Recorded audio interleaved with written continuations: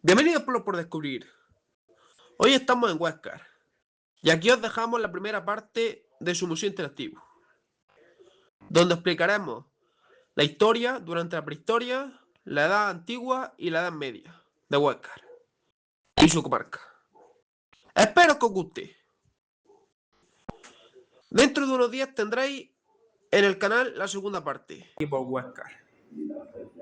Que esto es donde está ahí arriba donde está la puebla de Don Fadrique, donde está la sierra de Teivilla, donde está el río Bravatas, el río Huáscar, que está aquí. Aquí está el pueblo de Huáscar. Aquí abajo está Orce. Y aquí donde está el río Orce. Y al lado está Galera. Bueno, y debajo tenéis el río Galera y Castilleja. Allí más para allá tenéis el embalse de San Clemente y el río Raigada. Y allí más encima tenéis la Sierra de la Sagra. Ahora, allí más para allá tenéis Castril, con la punta arriba de la Sierra de Castril, el embalse del Portillo y debajo del pueblo tenéis el río Castril.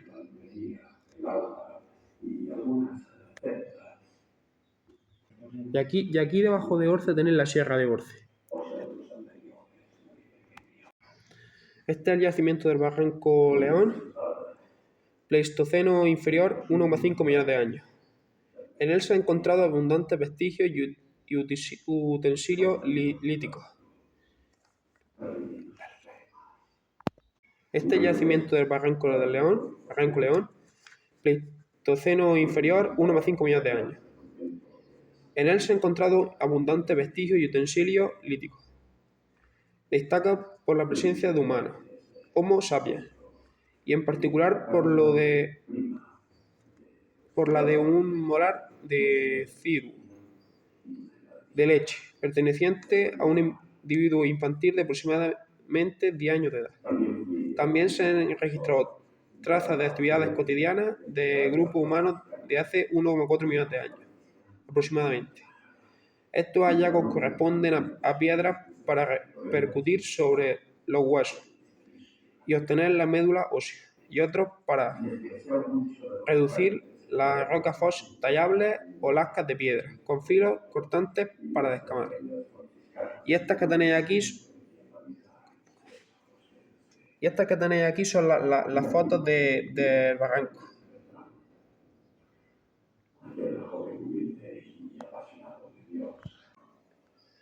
Este es el yacimiento del Barranco del Paso, Pleistoceno inferior, 1,5 millones de años. Este barranco recibe su nombre por el paso de los rebaños de ovejas durante la transhumancia. En 1991 se encontraron piezas talladas en sílex y calizas asociadas a la fauna del yacimiento de Venta Micena. Se pueden hallar igualmente cuchillos o mazas fabricadas por hombres que habitaron la zona hace 1.400.000 años. Y estas son las fotos del tiempo de la transhumancia.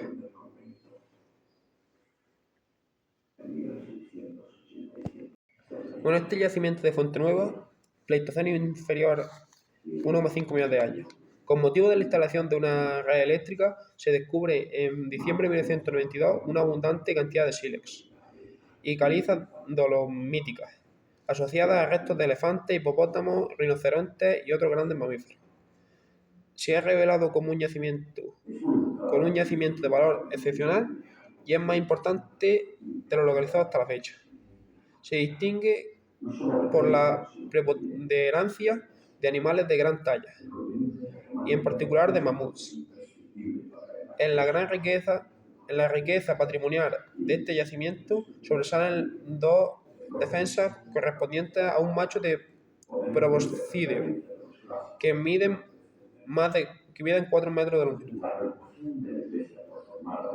Este yacimiento debió funcionar como una trampa natural, en la que caerían estos gigantes del Pleistoceno. y serían aprovechados con posterioridad por los humanos y otros carroñeros. Así, un cadáver casi completo de mamut rodeado de piezas líticas talladas y coprolitos de hiena está siendo clave para entender las interacciones que se producían entre especies que accedían a un mismo recurso. Y aquí tenéis las fotos de los mamuts que encontraron.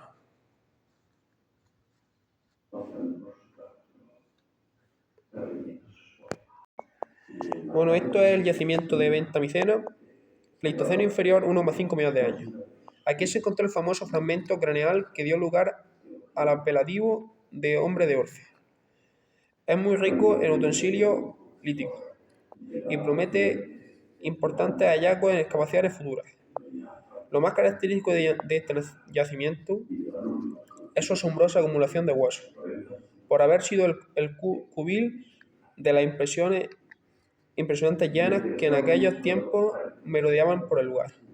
Se extrajeron allí más de 2.500 piezas fósiles pertenecientes a toda clase de animales: elefantes, hipopótamos, rinocerontes, caballos, ciervos de tamaño semejante al de los grandes alces del norte, búfalos de agua, bueyes amizcleros, ciervos de tamaño mediano, cabras, bóvidos de dimensiones semejantes a ovejas y con cuernos extrañamente dirigidos hacia adelante. Soergelia. Puercoespines, lirones, ratones de campo, topillos, conejos, desmanes, osos de gran tamaño semejantes a los osos pardos actuales. Dos especies de tigres de dientes de sable similares en volumen, una al león y otra al leopardo. Megantereon. Llenas, dos especies de lobos, tejones, linces, zorros, ranas, lagartos y algunas aves.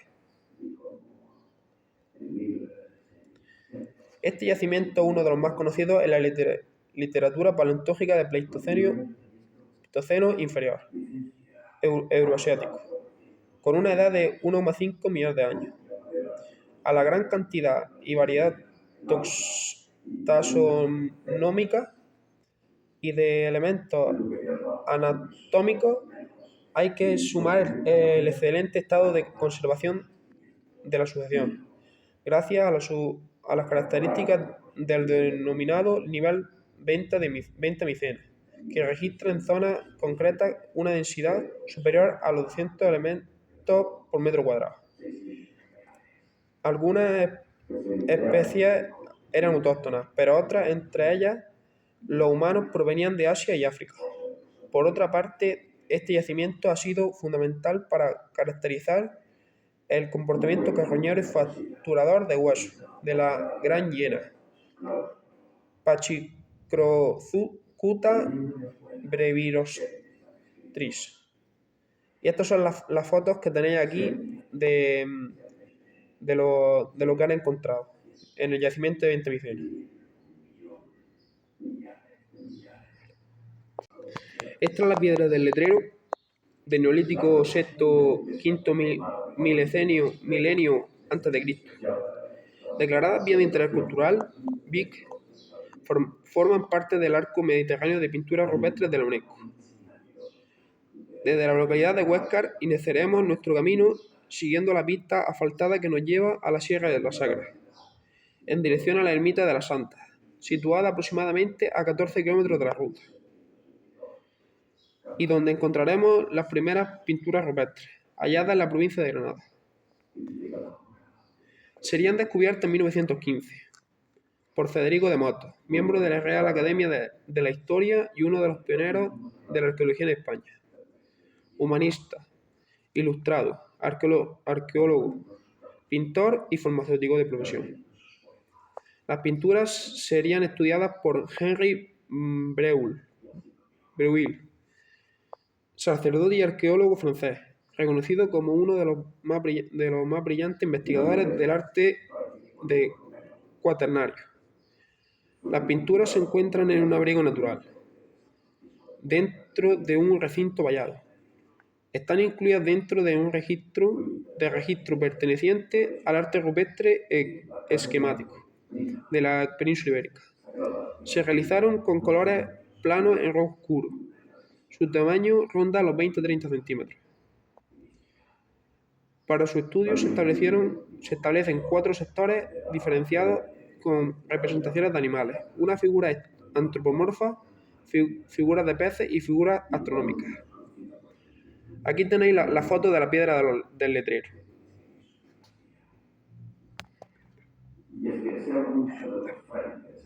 Aquí tenéis el yacimiento argárico de Castillo Alto, bronce pleno de 1900 a 1600 a.C. El poblado de Castillo Alto se encuentra dentro de la cultura del Argar, durante un periodo avanzado del bronce pleno, y está datado entre el 1900 al 1600 a.C. Consta de un hábitat que se sitúa en 2 grandes unidades, conectadas entre sí: el cabezo o espolón, con 3 terrazas naturales, donde se sitúan las viviendas, y la ladera del cerro antiguo. La terraza superior se encuentra separada del resto del poblado por un muro perimetral, conformando una zona de acrópolis, donde vivían las élites del poblado, con elementos fundamentales para la supervivencia como la cisterna o depósito de agua. Es de destacar en este yacimiento el hallazgo de 130 sepulturas dentro de la unidad habitacional. Estas, salvo las exhumaciones infantiles en urnas, se hallan en covachas artificiales cavadas en la roca, selladas en su mayoría por grandes losas. La magnífica conservación del registro arqueológico del Castillo Alto, especialmente de los restos orgánicos, ha permitido obtener un importante conocimiento del medio ambiente de la época y de su explotación económica, permitiendo los resultados obtenidos poder reconstruir el urbanismo de este asentamiento y la vida cotidiana de su población. Aquí tenéis las fotos del yacimiento argárico de Castillo Alto. Bueno, este es el yacimiento ibérico de Carranza, ibérico bastetano, siglos IV y III a.C. Ajuar completo de un guerrero bastetano con falcata, 2 lanzas, un regatón, una jabalina, un asador, una hebilla de cinturón y una aguja.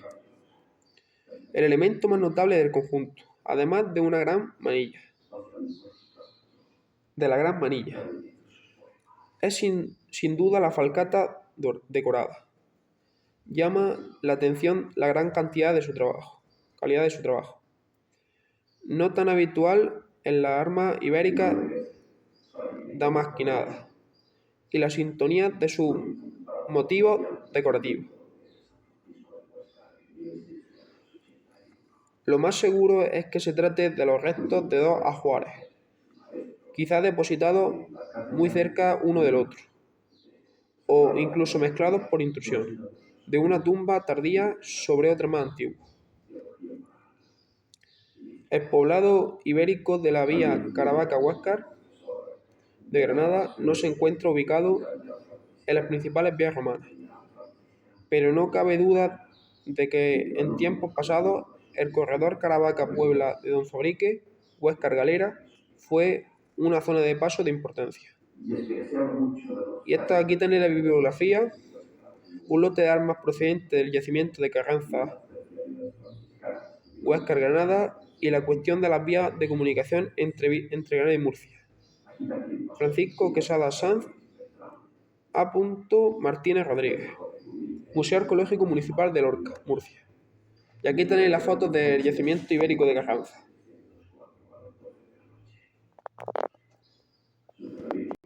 Bueno, esta es la necrópolis ibérica de Tutuji, ibérico bastetano, siglos V y III a.C. La necrópolis ibérica Tutuji, descubierta en 1914, es una de las más extensas conocidas, donde han definido hasta 9 tipos de estructuras funerarias, todas ellas tumulares y algunas de ellas familiares. Los enterramientos son tanto por incineración como por cremación, predominando este último ritual. Y los restos están depositados en urnas pintadas o en cajitas pintadas o labradas. Como ajuar aparecen cerámicas ibéricas pintadas, orfebrería de bronce, oro y pasta vítrea, esculturas pintadas. Conserva las estructuras de la mayor parte de las tumbas, 9 de las cuales se han restaurado y son visitables. La restauración ha permitido también recuperar en una parte del yacimiento el paisaje original que tendría la necrópolis en el momento de uso, siglo V y 3 a.C. Y aquí tenéis la foto de la necrópolis ibérica de Tutuji. Bueno, este es el yacimiento fortificado ibérico del Cerro del Almendro, ibérico tardío, siglos 3 y 2 a.C. Bueno, es un pequeño poblado fortificado que corresponde al periodo ibérico tardío, concretamente a los siglos 3 y 2 a.C. Su interés parte de dos ideas. En primer lugar, la estructura urbanística visible en superficie es bastante completa. En segundo lugar, la presencia de un santuario en sus inmediaciones nos permite agruparlo con un conjunto de asentamientos de semejantes características, dimensiones, fortificación, cronología y existencia de un santuario al aire libre, presente en el conjunto de la altiplanicie granadina. Y tenéis aquí las fotos del yacimiento fortificado ibérico del Cerro del Almendro. Bueno, esta es la villa romana de Torralba, romano siglo 3 y 4 después de Cristo. Bueno, es una villa rústica romana, probablemente del siglo 3 y 4, que fue utilizada en época medieval, quizá como fortaleza más o menos improvisada. Las habitaciones todavía no excavadas, pero ya localizadas, presentan especial interés por la decoración conservada en sus muros y posibles mosaicos pavimentales. El principal hallazgo fue el mosaico descubierto en 1929, de Opus Signinum. Presenta decoración vegetal en su cenefa exterior y 3 figuras en su centro, posiblemente la representación de una escena de fisiología o de musa. En su superficie es fácil observar cerámicas características de la época, incluyendo la tierra sigilata, así como fragmentos de sillares y otros elementos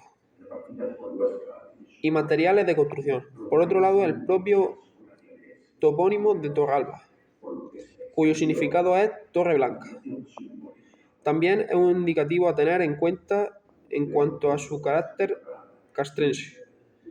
Algunos autores apuntan la posibilidad de que otros sillares y restos de columnas localizados en la parte baja de la torre del homenaje de la Alcazaba de Huéscar pertenezcan a este yacimiento de Torralba. Y aquí tenéis las fotos de la villa romana de Torralba. Bueno, este es el yacimiento arqueológico del Castillo de Castrir, medieval, de origen medieval. Posee un potente patrimonio arqueológico, tanto romano como medieval, con restos almohades y nazaríes, una fortaleza acequia y molinos fluviales.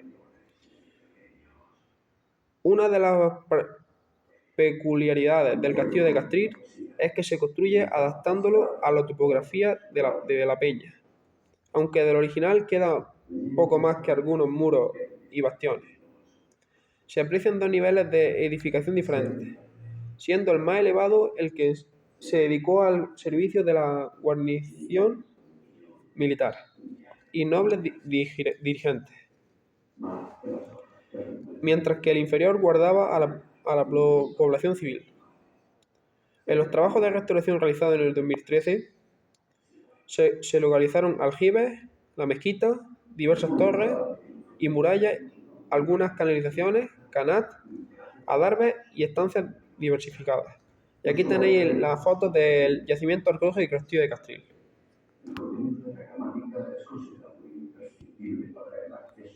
Bueno, este yacimiento arqueológico de Marmolance, de la Alta Edad Media, siglos V y XI. En la Sierra de Marmolance se realizó la primera ermita de Huéscar dedicada a la Virgen de la Cabeza. Probablemente a mediados del siglo XVII. También se encuentran evidencias de otras estructuras de piedra sin trabajar y restos cerámicos de distintos tipos. No existe ningún estudio en profundidad sobre esta evidencia. Lo único editado está en un apéndice del libro La Virgen de la Cabeza de Huéscar.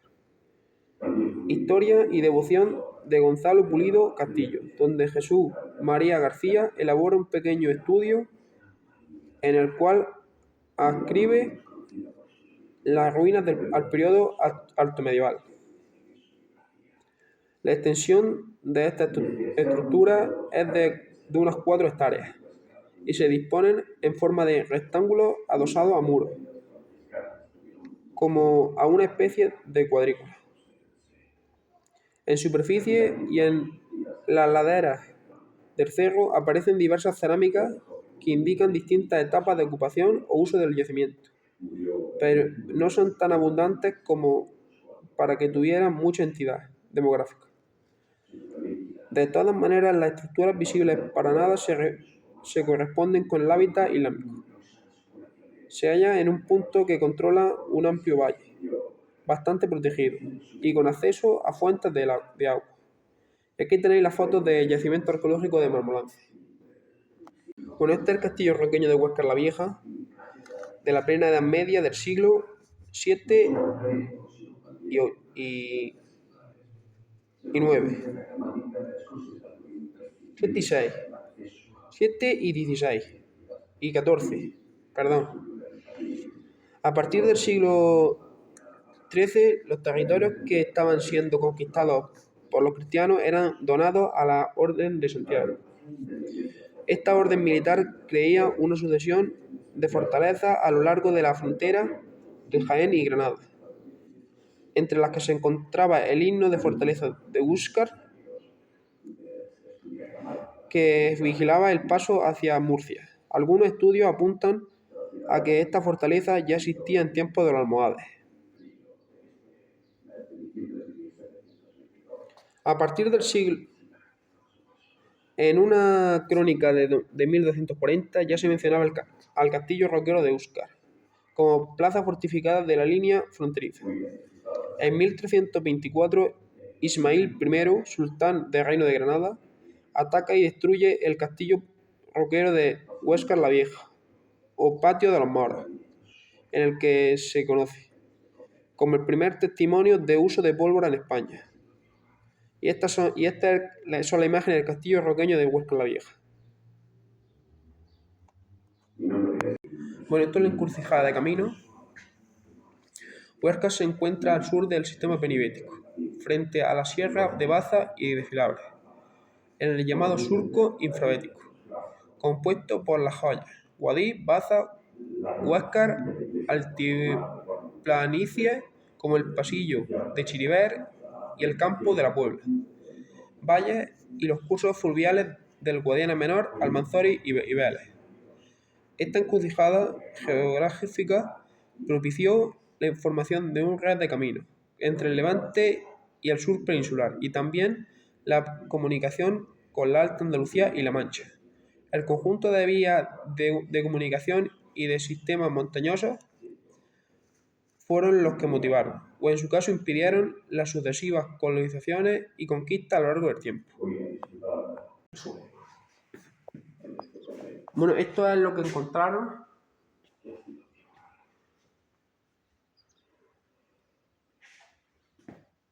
que os he leído antes antes lo que en las cosas que hemos en lo que hemos leído, os he leído y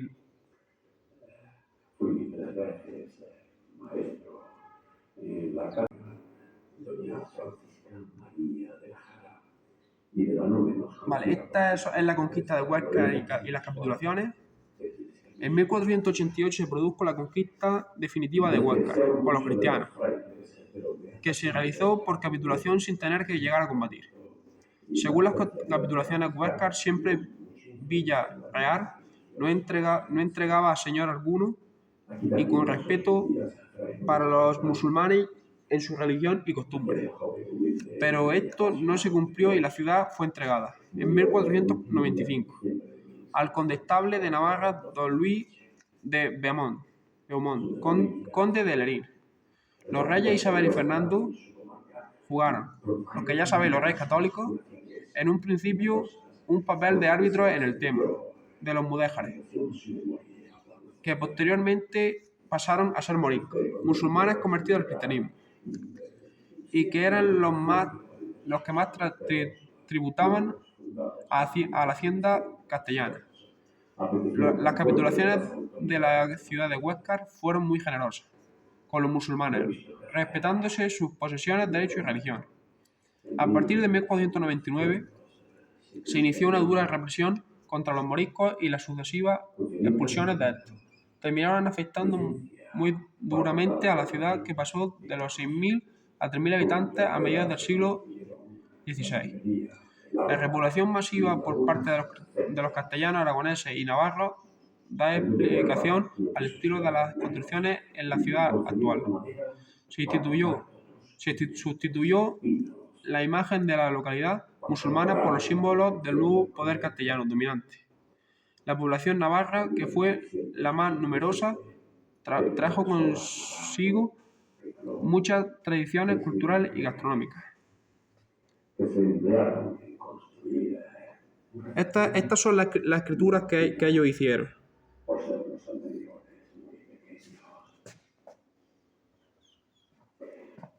Como buen amante de la poesía, me gusta pasear